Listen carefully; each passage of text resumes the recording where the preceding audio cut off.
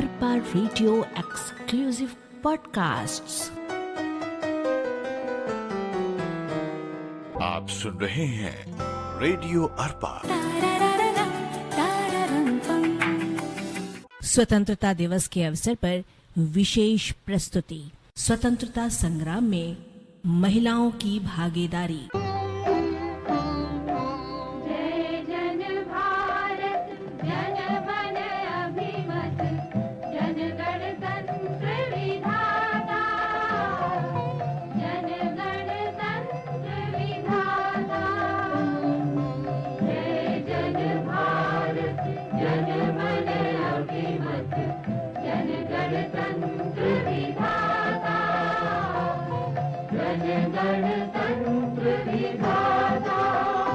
वंदन है उस तिरंगे को जिसने प्रेरणा बन हमारा मार्ग प्रशस्त किया।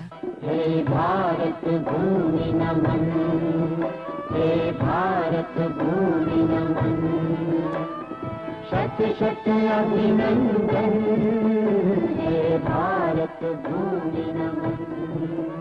देश के स्वतंत्रता दिवस पर हमारा कार्यक्रम समर्पित है देश की उन महान नारियों पर जिन्होंने स्वाधीनता संघर्ष से लेकर आज तक अपनी मेहनत, अपनी लगन, अपने साहस के जरिए भारत माता का मान बढ़ाया है, सम्मान बढ़ाया है, गौरव बढ़ाया है। जय जननी, जय नव भारत हे, जय नव भारत हे। 1857 की क्रांति देश का पहला स्वाधीनता आंदोलन माना जाता है। इस आंदोलन में भी भारतीय महिलाओं ने अपना सर्वस्व न्यौछावर किया था। मध्य प्रदेश के मांडला जिले में दिंदरी तहसील की रानी अवंतिका बाई लोधी ने सेना की कमान संभाली, पहली लड़ाई जीती, पर दूसरी लड़ाई में असीम साहस का परिचय देते हुए वीर गति प्राप्त की। नाना साहब की बेटी मैना ने अंग्रेजों की अमानवीय यातनाएं सही, लेकिन नाना साहब का पता नहीं बताया। बाद में उन्हें जिंदा जला दिया गया। इनके अलावा नर्तकी अजीजन के बलिदान की कहानी है। अजीजन के बारे में कहा जाता है कि वो तात्या टोपे के आदेश पर अंग्रेजों की सैनिक छावनी से नृत्य संगीत से मनोरंजन कर खुफिया जानकारी लाती थी। अजीजन के बारे में इतिहासकारों ने लिखा है, वो मर्दाना वेश में, कमर में हथियार लटकाए, बिजली की तरह गलियों और छावनियों में चक्कर काटती, घायल सैनिकों को दूध भोजन बांटती थी। उसने अपनी मस्तानी मंडली नामक महिला टुकड़ी बनाई थी। कानपुर में अंग्रेजों पर विजय में इस टुकड़ी ने वीरता का परिचय दिया, पर कानपुर की स्वतंत्रता ज्यादा दिन न रह सकी। कानपुर में जनरल हैवलॉक ने हजारों लोगों को मौत के घाट उतार दिया। अजीजन गिरफ्तार कर ली गई। वो बेहद खूबसूरत थी। हैवलॉक ने उनसे माफी मांगकर अंग्रेजों की चाकरी करने को कहा तो अजीजन ने गर्व से कहा, गोरों की संपूर्ण पराजय के अलावा मेरी कोई दूसरी इच्छा नहीं है। वे मेरे प्राण ले सकते हैं पर मुझे नहीं झुका सकते। बाद में अजीजन को गोली मार दी गई। इसी तरह बद्री की ठकुराइन ने युद्ध के लिए कोष इकट्ठा किया तो रानी दिगंबर कौर ने गोरखपुर में सैनिकों की सहायता की। मेरठ की क्रांति में गुड़गांव की महिलाओं ने भाग लेकर फांसी की सजा पाई। इनमें रसूलपुर की बेथी, छाजू नगर की लेखा, गांव नागली की रत्ना और परवल की रानी प्रमुख हैं। मुजफ्फरनगर के आसपास 255 स्त्रियों को गोली से उड़ाने के उल्लेख मिलते हैं। और अब बात 1857 की क्रांति की महानायिका की, बात झांसी की रानी महारानी लक्ष्मीबाई की। महारानी लक्ष्मीबाई की यश गाथा भारतीय इतिहास का उज्जवल पृष्ठ है। उन्होंने सैनिक के वेश में युद्ध ही नहीं, युद्ध का कुशल नेतृत्व भी किया था। वे इतनी रणकुशल थी कि उन्होंने झांसी के आसपास का इलाका वीरान कर रखा था। ताकि अंग्रेजों को अन्न और पानी न मिल सके। और कहा तो ये भी जाता है, अगर युद्ध की कमान राव साहब की जगह लक्ष्मीबाई के पास होती तो कालपी में ही गदर का निर्णय हो जाता। महारानी ने 1 वर्ष तक क्रांति का संचालन किया और जून 1858 को वे वीर गति को प्राप्त हुई। महारानी लक्ष्मीबाई का जीवन देशभक्तों के लिए प्रेरणा का अजर स्रोत रहा है। उन्हीं से प्रेरणा लेकर सुभद्रा कुमारी चौहान ने अपनी महान कविता झांसी की रानी लिखी।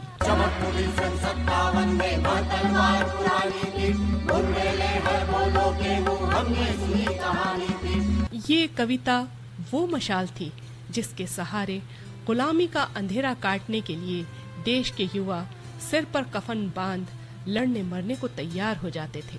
सिंहासन हिल उठे राजवंशों ने भ्रिकुटी तानी थी, बूढ़े भारत में भी आई फिर से नई जवानी थी। गुमी हुई आजादी की कीमत सबने पहचानी थी, दूर फिरंगी को करने की सबने मन में ठानी थी।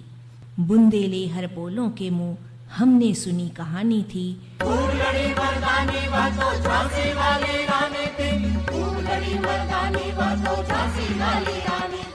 साहित्यकार या कवि समाज से अलग नहीं होता। जब भारत कोकिला सरोजिनी नायडू से स्वतंत्रता संग्राम में शामिल होने के बारे में पूछा गया तो उन्होंने कहा, अक्सर लोग पूछते हैं मैं काव्य का स्वप्न लोक छोड़कर राजनीति के खुश्क धरातल पर क्यों उतरी। मेरे पास यही उत्तर है कि कवि समाज से अलग नहीं है। उसका भाग्य भी देश की जनता उसकी कठिनाइयों और परेशानियों के साथ जुड़ा है। वो उनसे कैसे मुंह मोड़ सकता है। 1917 से 1947 के बीच 30 वर्षों के दौरान भारतीय राष्ट्रीय कांग्रेस और स्वतंत्रता संग्राम के इतिहास में ऐसी कोई भी घटना नहीं जिसमें श्रीमती नायडू ने अपनी भागीदारी दर्ज न कराई हो। 1917 में भारतीय राष्ट्रीय कांग्रेस की पहली महिला अध्यक्ष श्रीमती एनी बेसेंट बनी, जिनकी अध्यक्षता में कांग्रेस अधिवेशन में दिया गया श्रीमती नायडू का भाषण देश को हमेशा याद रहेगा। उन्होंने कहा था, मैं एक महिला हूँ, इस नाते आपसे कहना चाहती हूँ कि जब कभी आप संकट में होंगे या अंधेरे में रास्ता टटोलते होंगे, जब कभी आप अपने लक्ष्य की महानता बनाए रखने के लिए सच्चे नेताओं की जरूरत महसूस करेंगे और जब कभी आप अपने भीतर आत्मविश्वास की कमी पाएंगे, हम भारतीय स्त्रियां आपको अपने पद से विचलित न होने देने के लिए आपके साथ होंगी। सरोजिनी नायडू 1919 में होम रूल लीग की प्रतिनिधि बनकर लंदन गईं। वहां किंग्सले हॉल में जालियांवाला हत्याकांड पर जो निर्भीक और तथ्यपूर्ण भाषण उन्होंने दिया, उससे एक बारगी लंदन वासी भी सिहर उठे। 1925 में सरोजिनी नायडू कानपुर अधिवेशन में कांग्रेस की अध्यक्ष चुनी गईं और इस पद को सुशोभित करने वाली वे पहली भारतीय महिला बनी। इसके साथ ही 1926 में दोबारा इस पद पर निर्वाचित होकर भारतीय स्त्रियों का सम्मान उन्होंने बढ़ाया। 1942 के आंदोलन में वे गिरफ्तार हुईं और आजादी के बाद पंडित जवाहरलाल नेहरू के अनुरोध करने पर वे देश की पहली महिला राज्यपाल बनी। आंग्ल भाषी लेखिका होने पर भी उन्हें भारतीय नारी होने का गर्व था। वे कहा करती, मैं उस जाति की वंशज हूँ जिसमें सावित्री का साहस, सीता की पवित्रता, द्रौपदी की निष्ठा, दमयंती का आत्मविश्वास और जीजाबाई की प्रेरक ममता हमारे आदर्श हैं। उनमें बौद्धिक विचारशीलता, साहित्यकार की सरसता, नेता की लोकप्रियता, आत्मीय मित्र की मिलनसारिता, विनोद प्रियता के गुण समाहित थे, जिन्होंने उन्हें विलक्षण व्यक्तित्व की असाधारण महानता प्रदान की थी।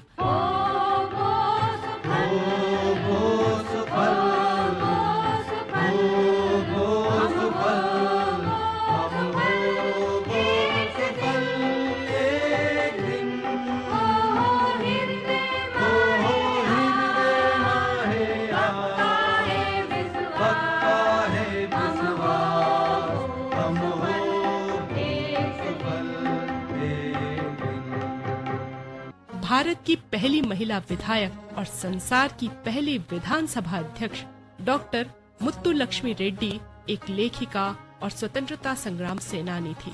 इग्नोर के महिला बाल अस्पताल में नियुक्त प्रथम महिला हाउस सर्जन भी वे ही थी और ये नियुक्ति उस समय हुई थी जब स्त्रियों को ज्यादा पढ़ाया लिखाया नहीं जाता था। देवदासी प्रथा उन्मूलन के लिए उन्होंने 1929 में बिल पास करवाने की पहल की। उनकी सामाजिक सेवाओं के उपलक्ष्य में कृतज्ञ राष्ट्र ने 1957 में उन्हें पद्म भूषण की उपाधि से सम्मानित किया। स्वतंत्र भारत जय जननी जय नव भारत हे जय नव भारत हे जय स्वतंत्र भारत जय जननी जय नव भारत हे जय नव भारत हे जय नव भारत हे।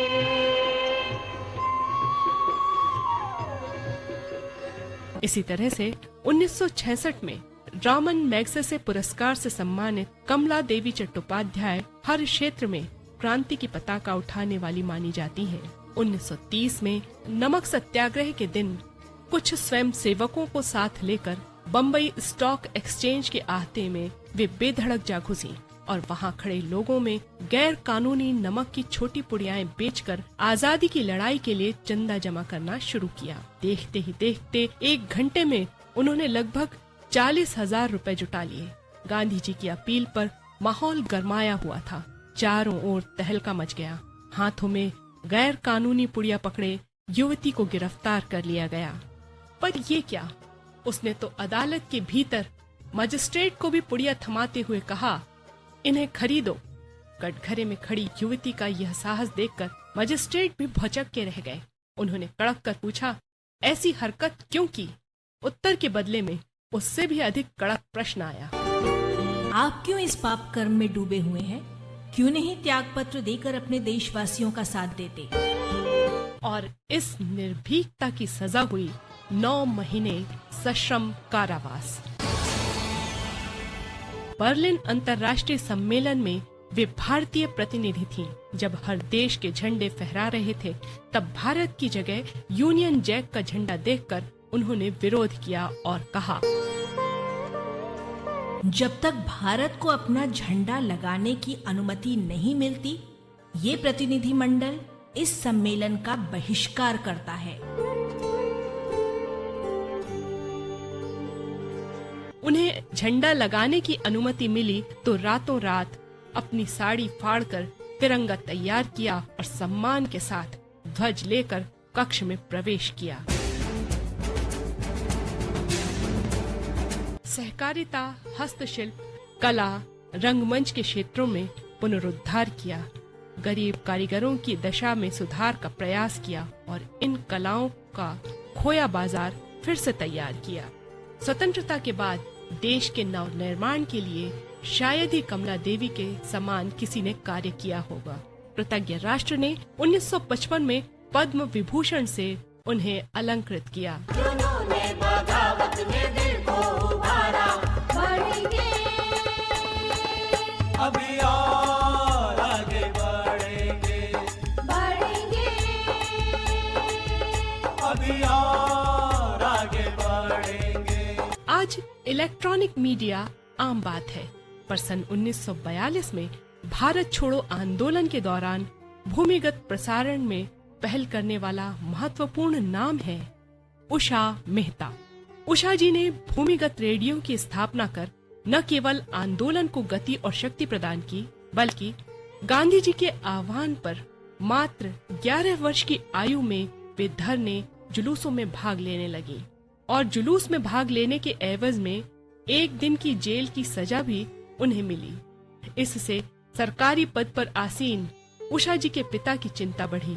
जज पिता के समझाने बुझाने, डांट डपट करने का उन पर कोई असर नहीं हुआ। उन्होंने अपना एक गुप्त रेडियो स्थापित करने का निर्णय सुनाकर कहा, ऐसे समय जब सारे बड़े नेता जेल में हैं, प्रेस पर सेंसर है, आजादी की आवाज दबा दी गई है, मैं जेल नहीं जाऊंगी।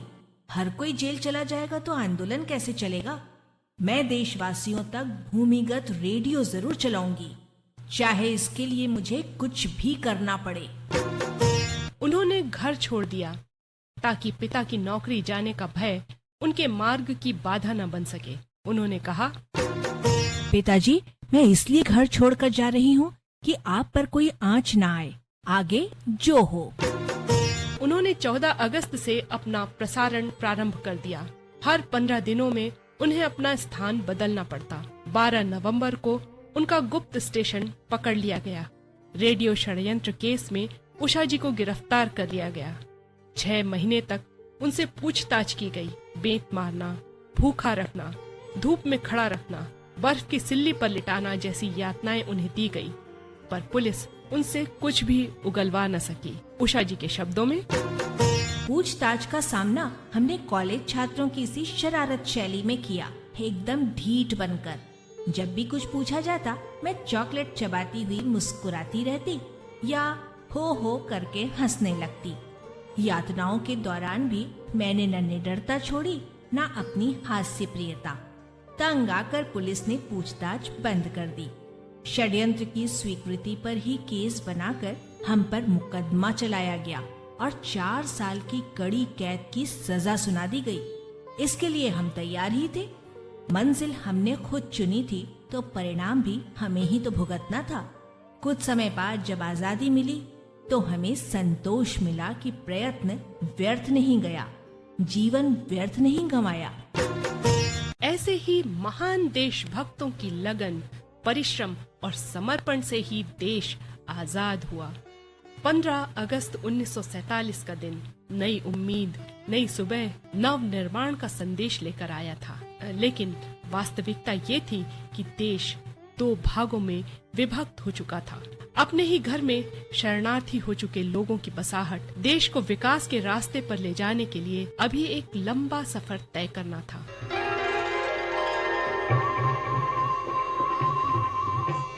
देश के कर्णधारों ने बड़ी जिम्मेदारी के साथ ये कर्तव्य निभाया और 1952 में जब संविधान लागू हुआ, तब महिलाओं को वो सारे अधिकार मिले जो पहले सिर्फ पुरुषों के लिए सुरक्षित थे। जय नवीन उषा नव संध्या, नव सपनों की रजनीगंधा। जय हिमाद्रि नव जय नव विंध्या, जय हिमाद्रि नव जय नव विंध्या।